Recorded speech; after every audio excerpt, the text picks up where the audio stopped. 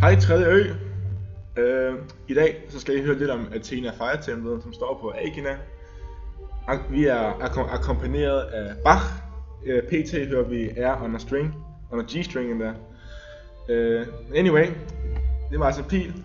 Hej. Jeg hedder Rasmus Engel. Vi vil gerne fortælle lidt om templet. Yes. Vi starter med en 3D-figur af templet. Yes, den er formentlig ikke helt præcis, men vi kan bare lige for at få et lille overblik over vores fine tempel. Ja.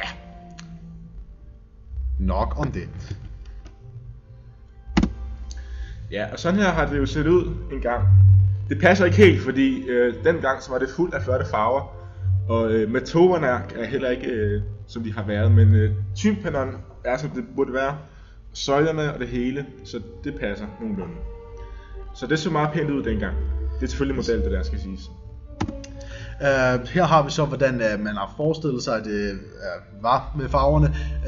Der er dog en fejl her, da figurerne også har været farvelagt individuelt med flotte farverige bemalinger på hjelme og deres ansigter og så videre. Vi viser et eksempel senere på en flot bueskytte.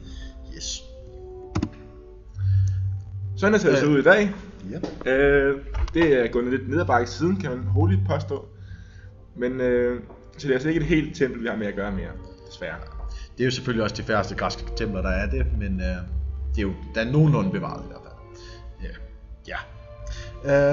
Vi springer videre til grundplanen for vores tempel. Vi har 32 søjler i rundt, altså ydersøjler.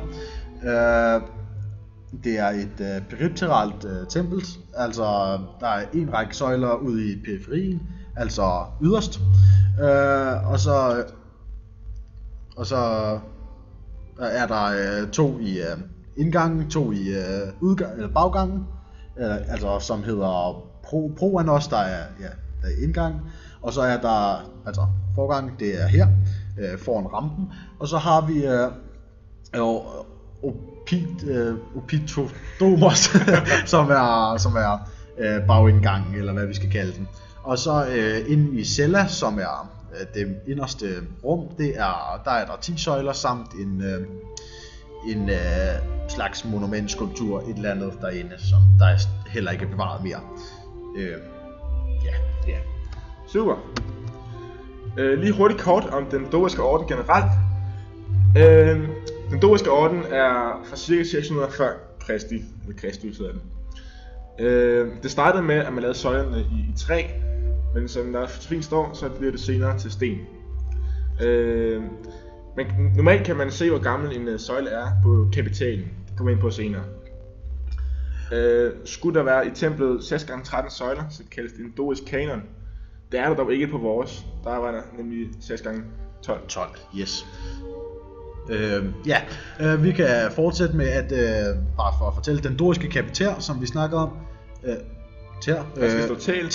Undskyld. Yes, den doriske kapital, den består af en echinus, som er den nederste del, den bøjede del, som vi kan se her. Altså efter selve søjledelen, så starter den her, og så efterfulgt af en abacus, som er det, der forbinder søjlen med selve templets tag, eller hvad vi skal sige. Som tiden gik, så blev den kapitalen altså mindre og blødere, hvis I kan forestille jer buen. Så blev også mere skrå, som det gik. De var rimelig kloge, de her grækere, så de har også det, der hedder optiske korrektioner, hvor hvis der er noget, der har kurvatur, så er der altså en lille krumning i basis. Yes. Inklination, så hælder de en lille smule indad søjlerne. Og indtil sidst, så har de lidt tykke på midten. Det kan I også se her. Det er lidt tykkere her, end den er heroppe. Yes. Og så selvfølgelig, at frisen står af triglyfer med tober. Det er så ikke søjlen, men det er dog... Det er typisk for den doriske orden, at der er de her friser, som består af en triglyf og så en metope.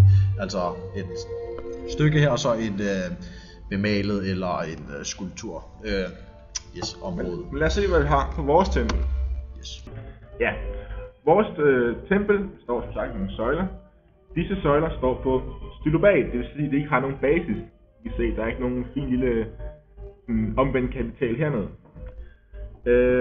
I kan måske skal også bemærke, at den har interstice, altså at den er lidt tykkere i bunden, end den er heroppe. Normalt kunne de være cigarformet, det er den her altså ikke helt. De er i et stykke. De er det, der kalder monolitter. Altså, den er ikke kortet af her. Og det er fordi, at de er lavet af kalksten. Så det har været muligt for grækerne at lave det i et stykke. Havde det været marmor, havde det været meget tungere, og derfor så skulle man nok korte søjlerne i flere stykker. Det er altså ikke brug for her. I kan se, at de har kandelurer, de her små sådan indhug i søjlen. Og så har den også det, der hedder annuli, de her, er det 1, 2, 3, 4 stykker? Jeg tror, der er 3. 3, yes. Lige før kapitalen. Yes. Den her kapital, der ser vi, den har echinus, der er vores, det der forbinder det her stykke, den runde, det der bøjer her, efter annulien, det er echinus, og så har vi også en abacus, det som der forbinder, selve søjlen med arbitrav, som er det her stykke, altså det før frisen, det der forbinder søjlen med frisen. Yes. Ja, og i den her frise, der har vi som sagt nogle glyfer og metoper. Så glyferne er her, vi ser der er 1, 2, 3, det er ikke 3, og metoperne her. Metoperne er tit noget mytebaseret, det har i hvert fald en form for dramatisk episode afbildet. Og så hernede, så har den også haft nogle gutager, de er små indhak, som I kan se, og de er altså her placeret ovenpå motulierne, der er de her slags rektangler, så at sige. Problemet med metoperne er, at vi faktisk ikke rigtig har nogen tilbage. Det kan være forskellige årsager. Hvis metoperne var træ, så har de nok rådnet op, det er jo for en lang tid siden jo. Og hvis de har været sten, så har de altså nok blevet stjålet, desværre. Så vi kan desværre ikke rigtig se, hvad der har været de rigtige metoper. Ja. Her har vi tympanon, som er ligesom gavlen på huset. Vi har den vestlige, som er lavet før perserkrigene, som var omkring i 500-tallet før vor tid. 500 til 400 før vor tid i den periode. Og så har vi den østlige, som var når de var gået i gang. Som sagt, så var de farvelagt, som vi kan se nede i højre hjørne her. Ja, det vil lige fortælle noget om figurerne. Ja, det er som sagt grækere mod perser i de her kampe på gavlene. Grækerne vinder. Det er svært for os lige at se forskel på hvem der er hvem, men det kunne grækerne altså godt. Og i midten, der har vi gudinden stående, så guddommen hende der er templet er til ære for. Her er altså Athena af Freja. På den vestlige gavl her, der står hun sådan lidt statisk, kan man sige. Det er som om, at hun føler sig meget tilpas i den her krigssituation. Hun er jo også krigsgud. Man kan se, at hun står med spyd og skjold, hvilket jo altså siger noget om, hun er krigsgud. Og hun har den her romerske officerhjelm på.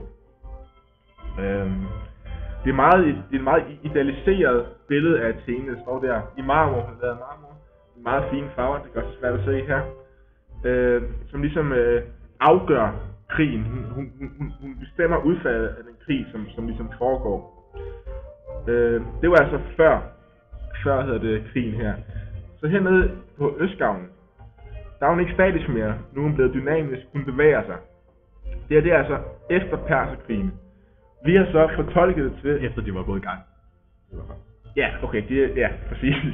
Vi har så fortolket det til, at nu har hun så, modsat til Vestgavlen, gået ind i krigene, og er en aktiv del af krigene. Og det er stadigvæk grækerne, der vinder kampen. Så grækerne havde altså Athene, krigsguden, på deres side, hvilket gjorde, at de kunne vinde slaget. Ja, så hvad var funktionen for templet? Det havde helt klart en religiøs funktion. Det var der, at borgerne i Aegina kunne komme og tilbede deres skytsengel, som jo altså var at fejre Athena. Så hvad kan vi så datere det? Hvordan ved vi, hvorfra det kommer? Ja, der kommer vi så ind her. Vi ved, at templet det har brændt i omkring 500 før Kristi, og det passer selvfølgelig med den doriske orden, som der var fra cirka 600 før Kristi, og så fremad. Og vi har fundet den her plade, som er fra 400 før vores tidsregning, før Kristi, som der beskriver det her tempel, så der har det i hvert fald været der. Altså, og så ved vi også, at på grund af Tympanon, så kan vi jo se, at den har i hvert fald været afbrudt af krigen, opbygningen, så at den har startet før krigen og så efter, så vi er i hvert fald rimelig sikre på dateringen. Hvornår den er fra, ja. Mange tak, fordi I vil lytte til os. Undskyld, det tog så lang tid. Hej da.